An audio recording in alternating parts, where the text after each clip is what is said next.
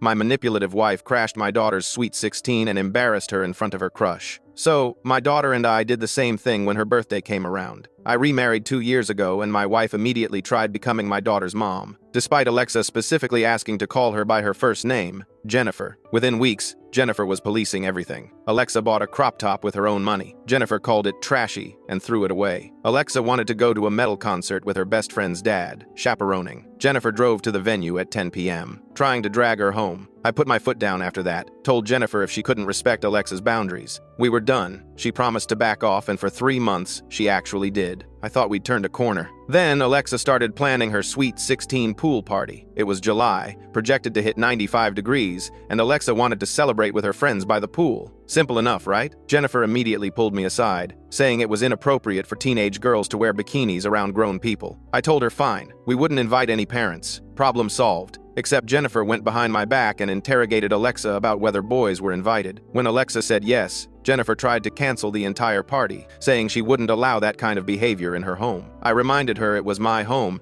and Alexa's party was happening. The day arrived and everything was perfect. Alexa had her playlist going, decorations up, and about 15 friends showed up, including Eric, the guy she'd been crushing on for months. They were all having fun playing pool volleyball when I heard tires in the driveway. Jennifer came home early from her shift. She walked straight through the house, didn't even change, and appeared poolside in her full work scrubs. Before I could stop her, she cannonballed into the pool, fully clothed. Everyone went silent. Then Jennifer climbed out, water dripping everywhere, and started lecturing Alexa about modesty and respecting herself in front of all her friends. She pointed at Alexa's two-piece swimsuit and said, "Is this how you want boys to see you? Like you're cheap?" Eric and the other kids just stared. Alexa's face went bright red. She ran inside crying while her friends awkwardly gathered their things. Within 20 minutes, everyone had left. I found Jennifer in the kitchen calmly making tea like nothing happened. I told her she'd humiliated our daughter on the most important birthday of her teenage years. She just shrugged and said someone had to teach her right from wrong. "You clearly won't." Alexa didn't come out of her room for 2 days. I mean, honestly, I should have seen this coming. Jennifer had been getting progressively worse with the control issues, but I kept telling myself she was just trying to be a good stepmom. Looking back, I was an idiot. Alexa spent the rest of that week barely speaking to either of us. She'd come downstairs for meals, grab her plate, and disappear back into her room. I tried talking to her through the door multiple times, but she just said she was fine and wanted to be alone. Jennifer, on the other hand, acted like she'd done nothing wrong. She actually had the audacity to tell me that evening, while we were getting ready for bed,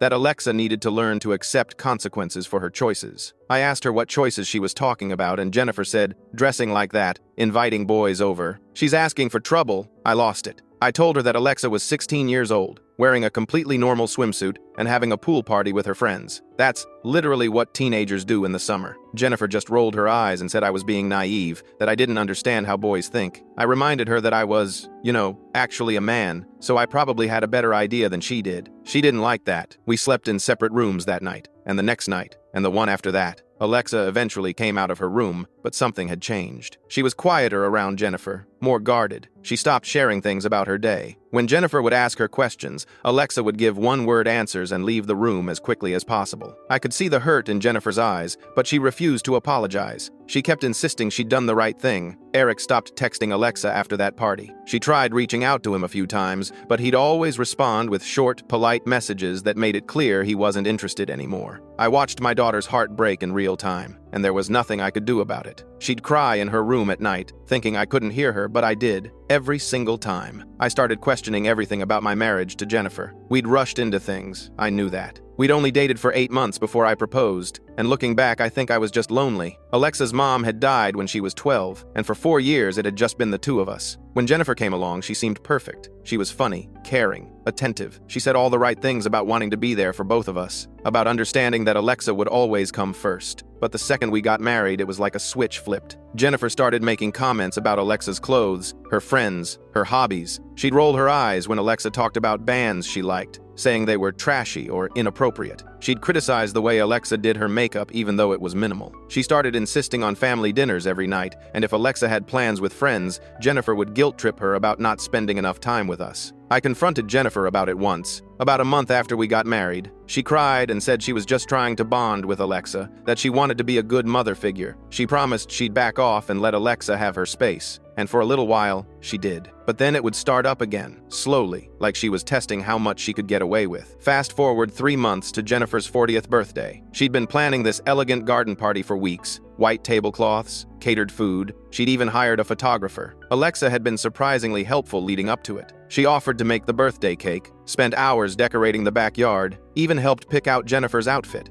I thought maybe she was trying to move past the pool party incident. I was so relieved, honestly. I thought maybe we could finally start healing as a family. The party started beautifully. Jennifer was glowing, showing off our yard to her 30 guests, playing the perfect hostess. She'd invited her friends from work, some neighbors, a few distant relatives. Everyone was drinking wine, laughing, taking photos. Jennifer kept grabbing my hand and squeezing it, whispering about how perfect everything was. She kept saying, "This is exactly what I wanted," and I believed her. That's when Alexa announced it was time for cake. She wheeled out this gorgeous 3-tier cake she'd spent all week making. Everyone gathered around as Alexa smiled and said she'd made something special to honor all of Jennifer's accomplishments. I remember thinking how sweet it was, how mature Alexa was being. Maybe she really had forgiven Jennifer after all. Then she started rotating the cake. Each tier was decorated with blown-up photos from Jennifer's past. Her Hooters' waitress uniform from college, spring break photos featuring body shots and bikini contests, a mug shot from a public intoxication charge she'd gotten at 23, and my personal favorite, a photo of Jennifer at a rave wearing practically nothing with glow sticks. The backyard went completely silent. I mean, you could hear the wind chimes from the neighbor's yard, that's how quiet it got. Jennifer's face drained of all color as her friends studied each photo in detail. Her friend Amy actually pulled out her reading glasses to get a better look at the mugshot. The photographer, not reading the room, kept snapping pictures. I could hear the shutter clicking over and over. Jennifer stood frozen for maybe 5 seconds that felt like hours, just staring at that cake. Her mouth was slightly open,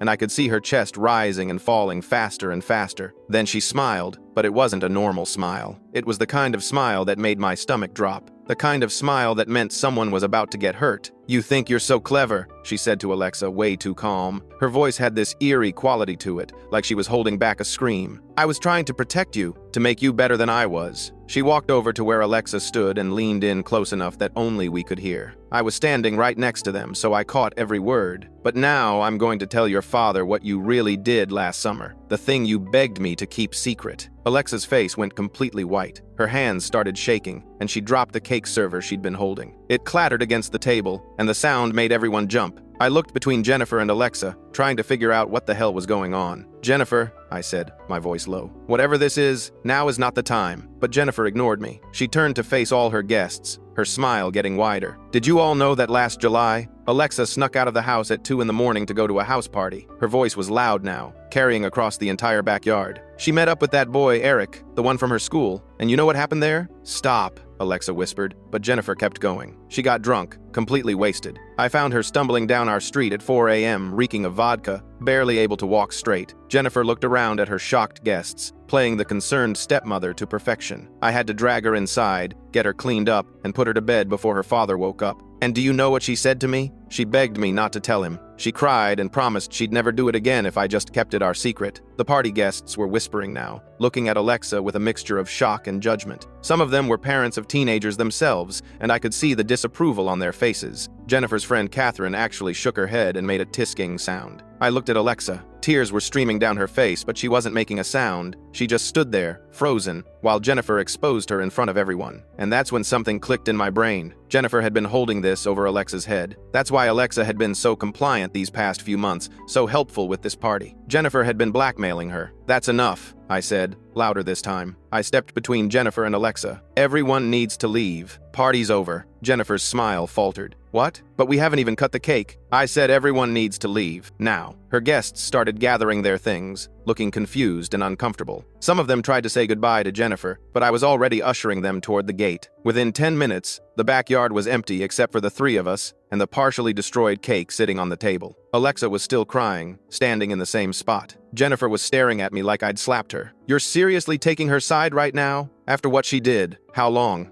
I asked. How long have you been using this against her? Jennifer crossed her arms. I don't know what you're talking about. Bullshit. You've been holding this over her head for months, haven't you? That's why she's been acting so different. That's why she agreed to help with your stupid party. I could feel anger building in my chest, hot and suffocating. You've been blackmailing a 16-year-old girl. I was protecting her. Jennifer's voice rose. Someone had to teach her that actions have consequences. You certainly weren't going to do it. You let her run wild, dress like a... Get out. Jennifer stopped mid-sentence. What? Get out of my house. Right now. She laughed, but it sounded forced. You can't be serious. This is my home too. It's my house. My name on the deed, and I want you out. I turned to Alexa, who was watching us with wide, terrified eyes. Go to your room, sweetheart. I'll come check on you in a bit. Alexa practically ran inside, and I heard her bedroom door slam a moment later. Jennifer and I stood in the backyard, surrounded by the ruins of her perfect party, staring at each other. You're really going to choose her over me? Jennifer asked. Her voice was quiet now, almost vulnerable. After everything I've done for this family? What have you done exactly, besides make my daughter miserable? I shook my head. I gave you chance after chance to respect Alexa's boundaries, and you couldn't do it. And now I find out you've been manipulating her with this secret? That's not love, Jennifer. That's control. I was trying to be a mother to her. She didn't need a mother. She needed her father, and she needed space to grieve the mother she lost. But you couldn't handle that, could you? You had to force yourself into every aspect of her life until there was no room left for her to breathe. Jennifer's eyes were filling with tears now, but I didn't feel sorry for her. Not anymore. Where am I supposed to go? I don't care. Figure it out. But you're not staying here tonight. She stood there for another minute, like she was waiting for me to change my mind. When I didn't, she finally turned and walked into the house. I heard drawers opening and closing, her footsteps on the stairs, the sound of a suitcase being dragged across the floor. 20 minutes later, she came back down with a bag in her hand and her car keys. This isn't over, she said as she walked past me. Yeah,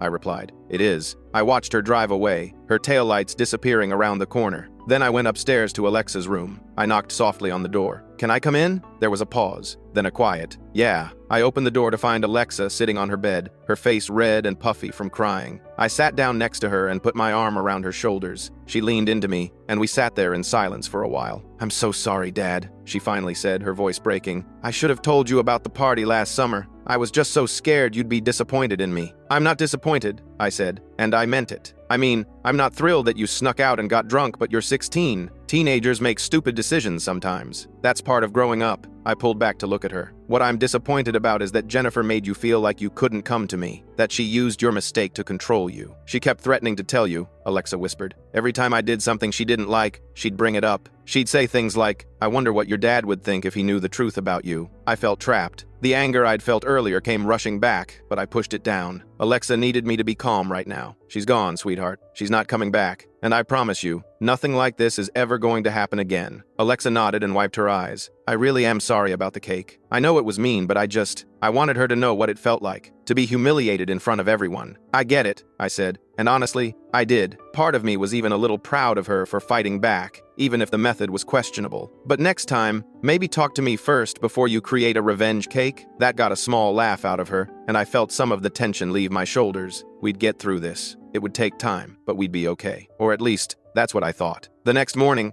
I woke up to my phone buzzing nonstop. Text messages, missed calls, notifications from social media. I grabbed my phone and scrolled through, my stomach sinking with each swipe. Jennifer had posted about the party on Facebook, complete with photos of the cake, but she'd twisted the story to make herself look like the victim. According to her post, Alexa was out of control, and I was an absent father who let her do whatever she wanted. She'd written this long, emotional paragraph about how she'd tried so hard to be a good stepmother, but we'd both rejected her efforts. The comments were split. Some people were supporting Jennifer, saying how hard it must be to deal with a rebellious teenager. Others were calling her out for publicly shaming a minor. It was a mess. I called her. She answered on the third ring. What do you want? Take down the post, I said. Right now. Why? It's the truth. It's not the truth, and you know it. You're making Alexa look like some kind of juvenile delinquent. She embarrassed me in front of everyone I know. This is karma. She's 16 years old, Jennifer. She's a child. Take it down, or I swear You'll what? Her voice was cold. Sue me? Go ahead. I have evidence of everything I talked about in that post.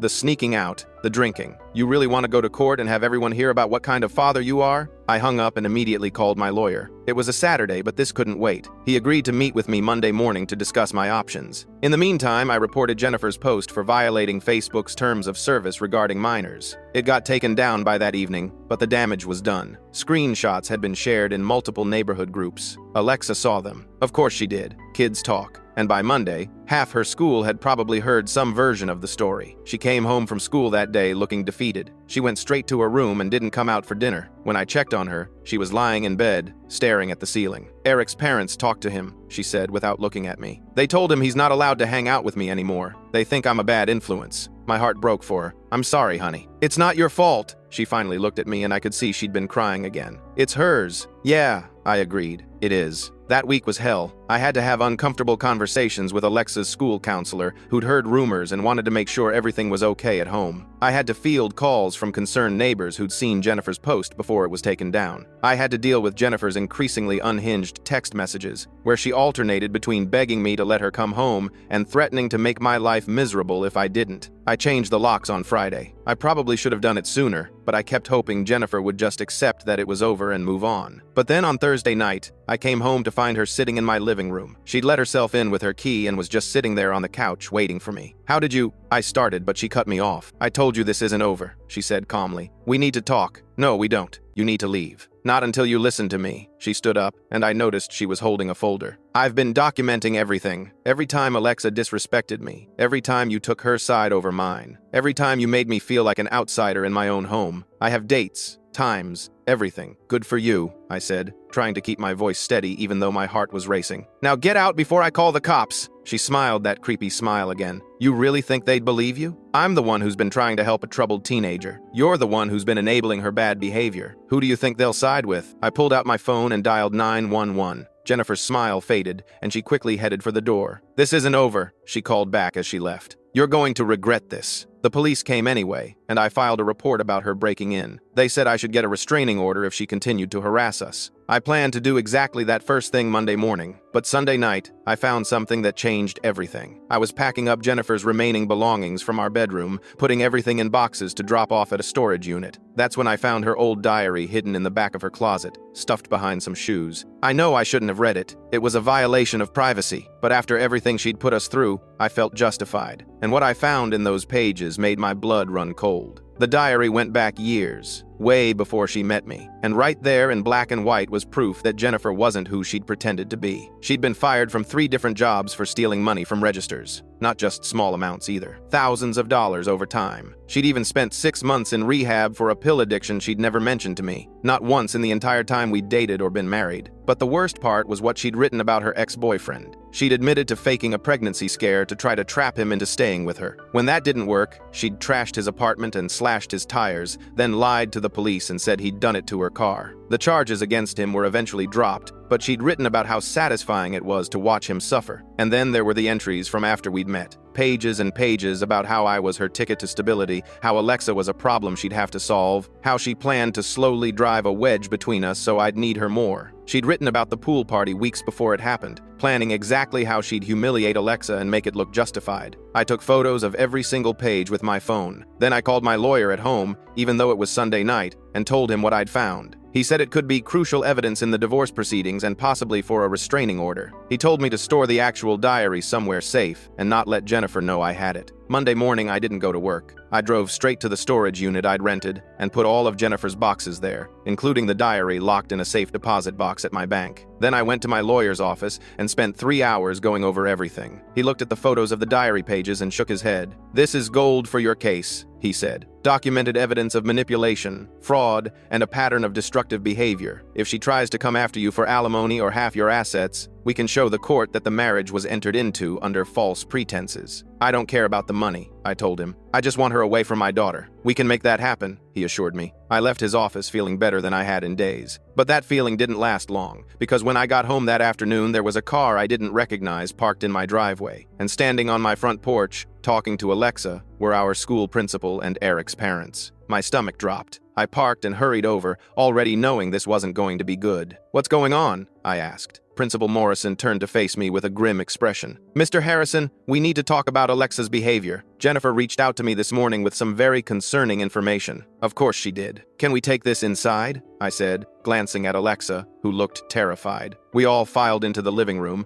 and I noticed Jennifer's friend Amy was there too, sitting on my couch like she had any right to be in my house. Jennifer invited us, Amy explained when she saw me staring. She said it was important we all hear the truth about what's been going on in this household. Where is she? I asked. She's waiting in the car. Eric's dad, Mr. Collins, said. She thought it would be better if she didn't come in given the circumstances. What circumstances exactly? I crossed my arms. Principal Morrison pulled out her phone and showed me a video. It was Ring camera footage from our front door, showing Alexa sneaking out in the middle of the night last summer. The timestamp read 2:47 a.m. Jennifer provided us with this. She said she's been covering for Alexa's behavior for months, but after what happened at her birthday party, she felt she had an obligation to come forward. An obligation to humiliate a teenage girl? I shot back. That's what this is really about. Jennifer is mad that Alexa embarrassed her, so now she's trying to destroy her reputation. With all due respect, Mrs. Collins said, her voice tight. If this video is real, then Alexa has been lying to everyone, including our son. Eric thought he was hanging out with a responsible girl, not someone who sneaks out to drink. It was one party, Alexa said quietly. Everyone turned to look at her. Her face was red, and she was wringing her hands together. I made a mistake, one time, and I've been paying for it ever since because Jennifer keeps holding it over my head. That's not the point, Principal Morrison said. The point is that your stepmother brought this to my attention out of concern for your well-being. She suggested that you might benefit from some intervention, perhaps some counseling, or she's trying to manipulate you, I interrupted. All of you. Jennifer has been psychologically tormenting my daughter for months. She's been using this one incident to control everything Alexa does. And when Alexa finally fought back, Jennifer decided to burn everything down. That's a serious accusation, Mr. Collins said. It's the truth, and I have proof. I pulled out my phone and showed them some of the text messages Jennifer had been sending me, the threats and manipulative language. This is who you're taking advice from. A woman who broke into my house last week. A woman who publicly shamed a minor on social media. Principal Morrison looked uncomfortable. I wasn't aware of all this context. Of course you weren't, because Jennifer only tells people what makes her look good. I turned to Eric's parents. I understand you want to protect your son, and I respect that. But Alexa is a good kid who made one bad choice. She's been punished enough, trust me. Mrs. Collins looked at her husband, then back at me. We'll need to think about this. They all left shortly after that, and I could see Jennifer's car still parked down the street, watching. Amy gave me a dirty look on her way out, and I just closed the door in her face. Alexa was crying again.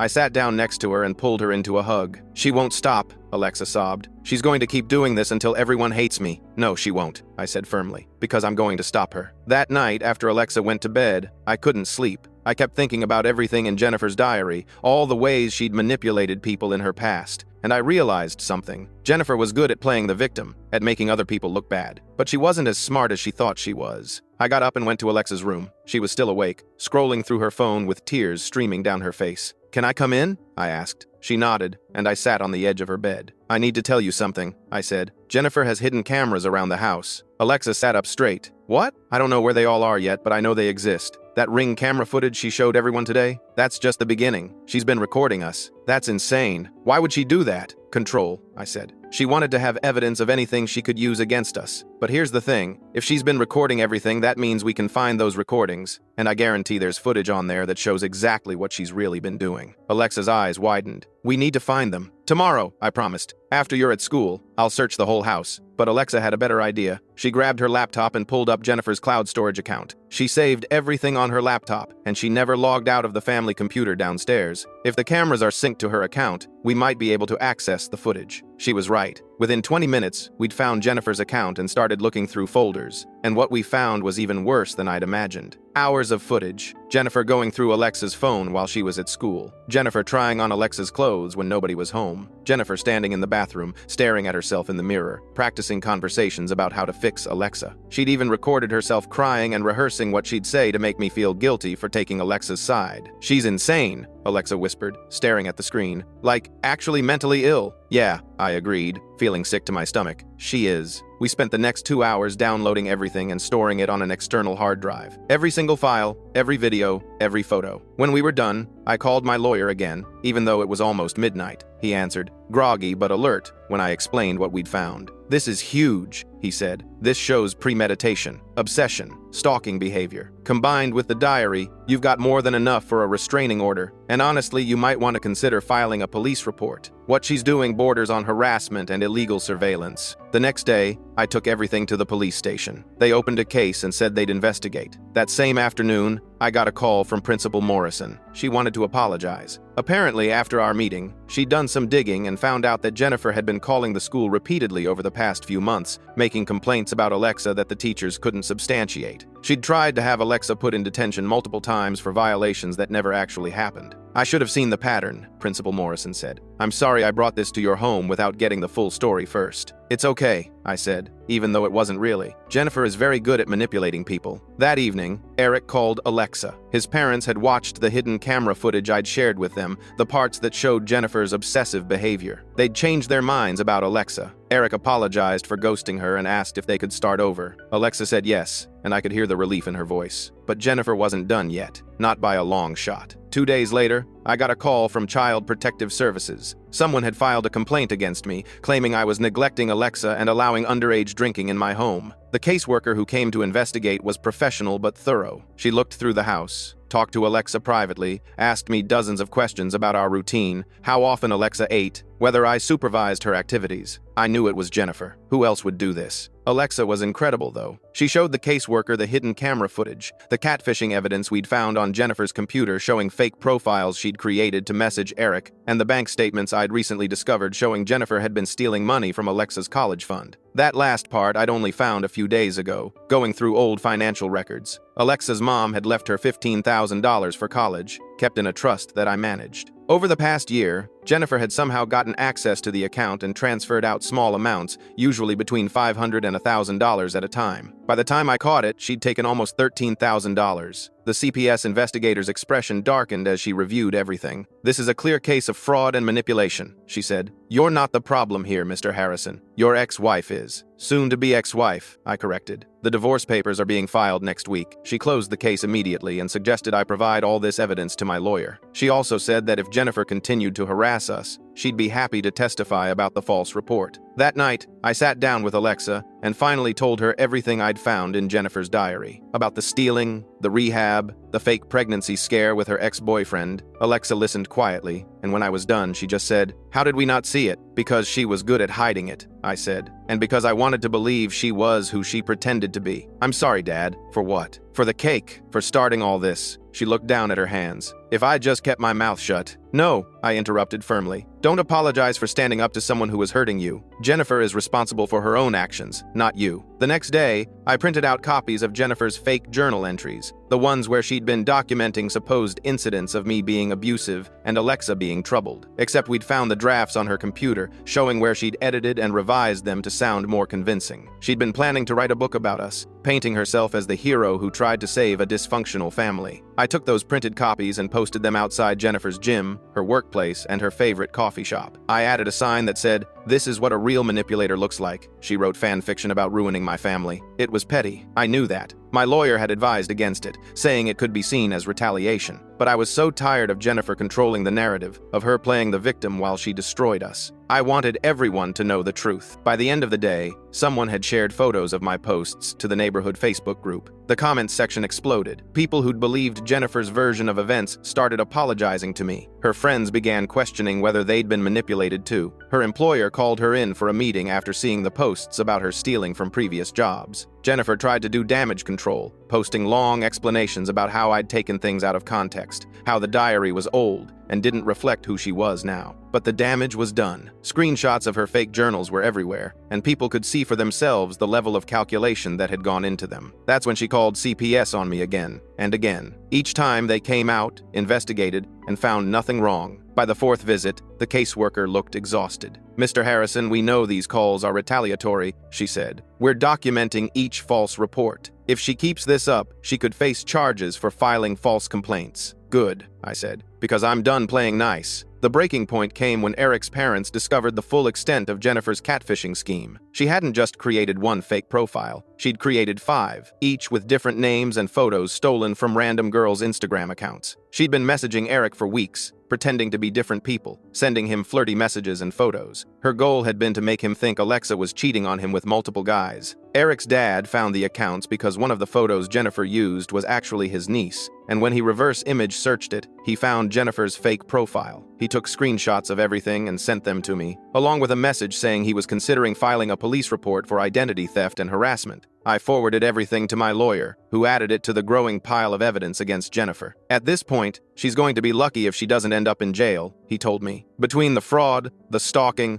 the false CPS reports, and now this catfishing scheme, we're looking at multiple potential charges. Will they actually prosecute? I asked. Depends on if you and Eric's family want to press charges. But honestly, with everything we have, I think you've got a good shot at getting a permanent restraining order at minimum. I thought about it. Part of me wanted to see Jennifer face consequences for everything she'd done, but another part of me just wanted her gone, out of our lives for good. I decided to wait and see what happened next. What happened next was that Alexa hacked Jennifer's laptop. I didn't ask her to do it, and I probably should have stopped her, but I didn't. She'd found Jennifer's password written in her planner weeks ago and had been holding on to it just in case. When Jennifer started the CPS harassment, Alexa decided it was time to use it. She found files that made everything else look tame by comparison. Jennifer had been keeping detailed journals on her computer, documenting everything but not as memories. She'd been writing them as if they were true events, planning to eventually use them as the basis for a book about her life as a stepmother to a troubled teen. In these journals, I was portrayed as emotionally abusive and neglectful. Alexa was described as having serious behavioral issues,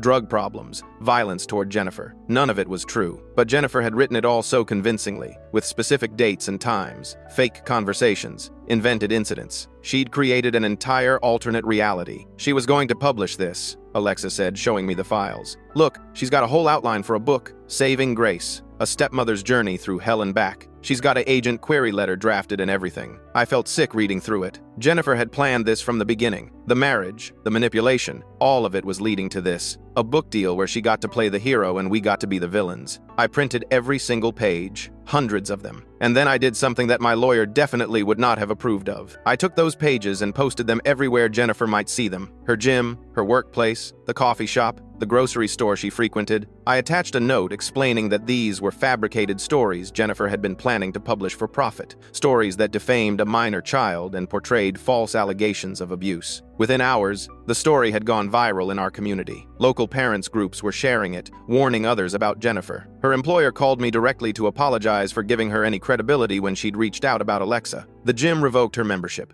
The coffee shop banned her. Jennifer's response was to double down. She called CPS again, this time claiming I was prostituting Alexa. The allegation was so absurd, so clearly false, that the caseworker who came out looked embarrassed. Mr. Harrison, I'm required to investigate every claim, but I want you to know that we're documenting this as another false report. Miss Jennifer is facing consequences for these calls. What kind of consequences? I asked. I can't give you specifics, but let's just say the district attorney's office has been notified. That same day, Eric's parents filed a police report about the catfishing. They included evidence of how Jennifer had used photos of their niece without permission, along with screenshots of the inappropriate messages she'd sent to their son while pretending to be multiple different girls. The police opened an investigation into identity theft and cyberstalking. Everything was falling apart for Jennifer, and you'd think that would make her stop. You'd think she'd realize she'd gone too far, that she needed to back off and accept that she'd lost. But Jennifer wasn't capable of backing down. She was like a drowning person, flailing and grabbing at anything she could reach, pulling everyone down with her. I changed all the locks while Jennifer was at work. I'd been meaning to do it for weeks, but I'd been putting it off, partly out of guilt, and partly because I'd been so overwhelmed with everything else. But after the latest CPS call, I knew I couldn't wait anymore. I had a locksmith come out and change every lock in the house, front door, back door, garage, even the windows. Then I packed up all of Jennifer's remaining belongings, clothes, toiletries, books, everything, and took them to a storage unit. I paid for 1 month's rental, sent her the unit number and access code, and blocked her on my phone. I also sent her a text from Alexa's phone, since I knew Jennifer hadn't blocked her yet, explaining that I was filing for divorce, that she was not welcome at my house anymore, and that if she came near me or Alexa again, I would send all the evidence we'd gathered to her entire family, including her mother, who she supposedly had a perfect relationship with. For a few days, it was quiet. I started to relax, thinking maybe Jennifer had finally gotten the message. Alexa seemed lighter too, like a weight had been lifted. She was smiling again, laughing with her friends, going to school without that constant anxiety hanging over her. Then, midnight, 2 weeks later, everything exploded. I was asleep when the banging started. Loud, aggressive pounding on the front door and windows. At first, I thought I was dreaming, but then Alexa came running into my room, her face white with fear. "Dad, someone's trying to break in." I grabbed my phone and looked at the security camera app I'd installed after the break-in incident. Jennifer was on my front porch, screaming and beating on the door with her fists. She looked wild, her hair a mess, her face streaked with tears and makeup. She was shouting something, but I couldn't make out the words through the door. I called 911. "My ex-wife is trying to break into my house," I told the dispatcher. "She's banging on the doors and windows, screaming. I have a teenage daughter here who's terrified." The dispatcher said police were on the way and to stay inside with the doors locked. Through the window, I could see lights turning on in neighboring houses. My next-door neighbor, Mr. Peterson, came outside in his bathrobe to see what was going on. He tried talking to Jennifer, but she just screamed at him to mind his own business. Then, Jennifer started yelling about how I'd stolen everything from her, how I'd turned everyone against her, how she'd given up everything to try to be a mother to Alexa, and this was how we repaid her. She was loud enough that I could hear her clearly now, even through the closed windows. "I loved you," she screamed at the house. "I loved both of you, and you threw me away like I was nothing." Alexa was crying, holding onto my arm. "Why won't she just leave us alone?" I didn't have an answer. Part of me felt sorry for Jennifer in that moment, seeing how completely she'd unraveled. But mostly, I just felt exhausted and angry. This was what happened when someone's entire identity was built on controlling others. When they lost that control, they fell apart. The police arrived about 10 minutes later. 2 officers got out of the patrol car and approached Jennifer, who immediately changed her demeanor. The wild, screaming woman transformed into a sobbing, vulnerable victim. She told the officers that I'd locked her out of her own home, that I'd stolen her belongings, that I was keeping her from her stepdaughter who she loved so much. One of the officers came to the door and asked to speak with me. I stepped outside with Alexa, both of us in our pajamas, and explained the situation. I showed him the texts threatening legal action, the restraining order application that was in process, the police reports from her previous break-in. The officer nodded, taking notes, and then went back to talk to Jennifer. I couldn't hear what they were saying, but I saw Jennifer's face crumple as the officer talked. She kept shaking her head, arguing, pointing at the house. Finally, the officer took her by the arm and led her away from the property. She tried to pull away, and for a moment, I thought she was going to fight them, but then she just collapsed, sobbing on the front lawn. Mr. Peterson was still outside, along with several other neighbors who'd come out to see what the commotion was about. They were all watching as Jennifer completely broke down, crying and begging the officers to let her talk to me, to let her explain, to please just give her another chance. The officer came back to me. "Sir, she claims you've been keeping her belongings from her and that she needs to get some of her things from inside. All her belongings are in a storage unit. I sent her the information 2 weeks ago." I pulled up the text conversation on Alexa's phone and showed him. He nodded and went back to Jennifer, showing her his phone. I could see the moment she realized she'd been caught in another lie. Her face flushed red, and she started yelling again, but this time the officers weren't sympathetic. They told her she needed to leave the property immediately or they'd arrest her for trespassing. Jennifer looked up at the house, at me and Alexa standing on the porch, and for just a second her expression changed. It wasn't anger or sadness anymore. It was something else, something that made my skin crawl. It looked almost like satisfaction, like she'd gotten what she wanted just by making this scene. Then she turned to the officers and said, very clearly, "I sabotaged everything because I was terrified of being alone again. I manipulated them. I lied to them. I did everything I could to make them need me. And now they hate me, and it's my fault. And I can't do this anymore." The neighbors who'd been watching gasped. Mr. Peterson actually took a step back, his hand over his mouth. Jennifer was confessing, right there on my front lawn, in front of witnesses and police officers, to everything she'd done. One of the officers looked at his partner, clearly unsure how to handle this. Jennifer was still crying, but now she was also laughing, this horrible broken sound that echoed down the street. "You think you won?" she said, looking at me. "But you didn't, because now everyone knows. Everyone knows what I did, and what you did, to make me this way. I didn't do anything to you.